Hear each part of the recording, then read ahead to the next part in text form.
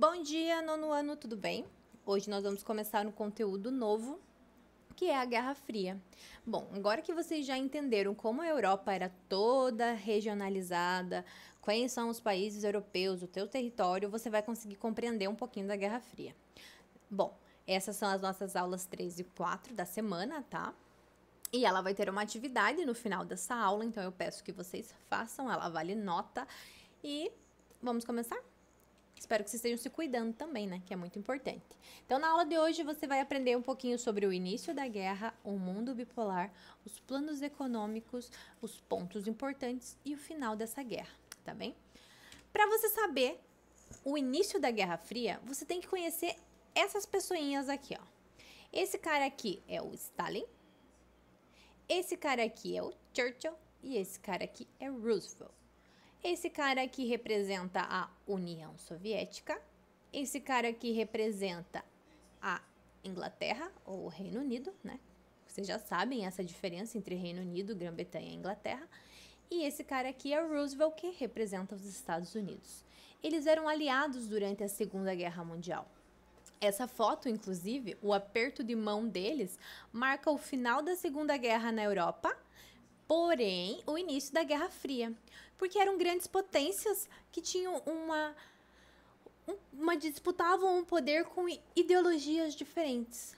Como que a gente vai entender isso? Se os Estados Unidos e a União Soviética eram grandes potências aliadas na Segunda Guerra, como é que elas se tornaram inimigas? Bom, primeiro de tudo por causa que elas vinham de blocos econômicos distintos, de ideologias completamente diferentes. Os Estados Unidos, que vinham com o capitalismo, e a URSS socialista. Bom, o que eles tinham de interessante nessa visão econômica? Bom, os Estados Unidos ele era mais liberal, né, na sua economia, enquanto a União Soviética, ela vinha com uma economia mais estatal, tá? Mas isso a gente vai estudar numa aula somente sobre capitalismo, socialismo e comunismo, ok?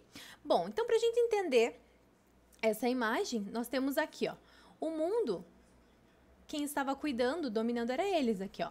Aqui eram os Estados Unidos fazendo o seu joguinho e aqui esse urso representa a União Soviética com o símbolo aqui, ó, do socialismo, ok? Esse aqui é o Tio Sam, que ele é uma figura bem interessante dos tempos áureos do capitalismo, ok? Bom, para a gente compreender melhor, durou 46 anos e ele veio com a derrota do eixo durante a Segunda Guerra Mundial lá, que era a Alemanha, a Itália e o Japão. Então, essas potências, elas saíram fortalecidas e disputavam o poder, com ideologias completamente diferentes, ou seja, o mundo estava bipolarizado. Os países buscavam eles como os aliados para sua própria proteção, até porque eles estavam saindo de uma guerra, né? Eles sabiam como era uma guerra e como era triste isso, então eles buscavam aliados, né? Eles buscavam sair ou buscar uma nova alternativa para proteção, tá bem? Então, olha só. Quando o mundo... Ó, esse mapa mostra bem o mundo bipolar. Em azul são os países aliados dos Estados Unidos e em vermelho são os países aliados da URSS, tá? Da União Soviética. Ali nesse mapa ele vai mostrar alguns pontos como guerrilhas. Só que esses conflitos armados que teve durante a Guerra Fria, nós não vamos estudar hoje nessa aula, nós vamos fazer uma aula, que será a próxima, somente dos conflitos que aconteceram da união dessa guerra. Mas não houve conflito direto, né, entre os Estados Unidos e a URSS. Porém, eles financiavam conflitos em demais locais. Então, para isso, eles foram lá. Vamos entender como que tudo começou. Então, em 1945, se dá o final da Segunda Guerra Mundial, quando o Japão se rende a partir das bombas de Hiroshima e Nagasaki. Então, em 1949, a União Soviética, para não ficar para trás, ela fala assim, ó, fala não, né, gente? É um modo de dizer. Eu também tenho as minhas próprias bombas, então se você tentar mexer comigo aí, Estados Unidos, eu vou jogar uma bombinha aí. Então, eu sei que você tem bomba, mas eu também tenho. Então, o mundo estava bipolarizado, ou seja, não existe um conflito direto entre os Estados Unidos e a União Soviética, porém, eles financiam conflitos em outros locais do mundo, ok? Essa rivalidade, ela vai além do campo bélico. Então, sempre que você pensar em bélico, armamentos bélicos, você tem que pensar em armas. Ele vai além dessa rivalidade. Ela vai começar com uma rivalidade além da economia, na verdade. Para a gente entender os planos econômicos, você tem que saber o seguinte. Os Estados Unidos vai lá, cria o Plano Marshall. O que foi esse Plano Marshall? O Plano Marshall ele foi uma ajuda econômica dos países europeus aliados aos Estados Unidos que estavam desestabilizados pós Segunda Guerra Mundial. Para não ficar atrás nessa rivalidade, a União Soviética cria o Comecon, que é o Conselho de Assistência Econômica Mútua, ou seja, eles ajudam os países do leste europeu que estavam desestabilizados pós Segunda Guerra Mundial. Bom, você já sabe quem é o leste europeu, porque eu já expliquei para vocês na divisão regional quem era o leste europeu. Então, esses lestes europeus eram todos países que estavam junto num único bloco soviético, tá? Para não ficar atrás, além do plano econômico, eles começam a se armar, eles começam a ficar fortemente bélicos, tá? Então, os Estados Unidos criam a OTAN, que é a Organização do Tratado Atlântico Norte. O que isso significa? É uma aliança militar na luta contra o avanço do comunismo. Mas, eis que, para não ficar para trás, chega a União Soviética com o Pacto de Varsóvia, que é o apoio ao bloco socialista. Eles unem as suas potências, os seus poderes militares para ficar mais forte, tá bem? Logo após isso, eles criam os Estados Unidos criam a CIA, que é a sua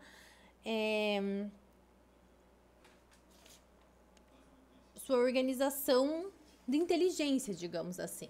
Para não ficar para trás, os Estados Unidos cria a KGB, que inclusive, se você assistiu a série que eu deixei para você na primeira aula da série de Chernobyl, você vai entender muito bem o que a KGB fez e como é que dá o declínio da União Soviética, inclusive, através da KGB, tá? Que ele era os espiões, digamos assim. Então, eles sabiam tudo o que estava acontecendo, tanto no próprio país, quanto nos seus aliados. Então, durou mais de 40 anos de tensão.